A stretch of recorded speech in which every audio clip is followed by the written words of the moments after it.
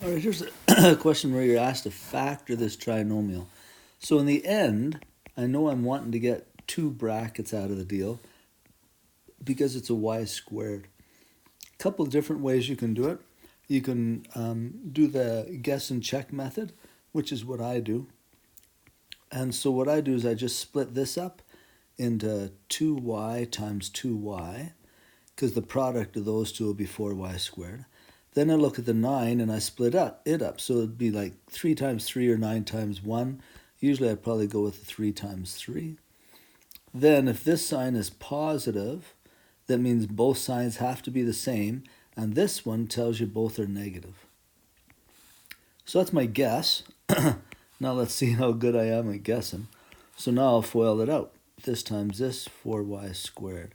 This times this, a negative 6y. This times this, another negative 6y. And this times this, a positive 9. When I collect these first two, yeah, looks like I got it right. So my answer is 2y minus 3 times 2y minus 3. You could write it, since both factors are the same, you could write it like that too, but it's the same. Now another way you could have done it, if you like the AC method, is you can multiply the 4 times 9, that would be 36, and find two numbers that multiply to 36 and add to a negative 12. So like 6 times 6 is 36, but that adds to a positive 12. So if I went negative 6 times negative 6, that would give me the negative 12. And then you split the middle term up into those two. So you rewrite it as 4y squared minus 6y minus another 6y plus 9.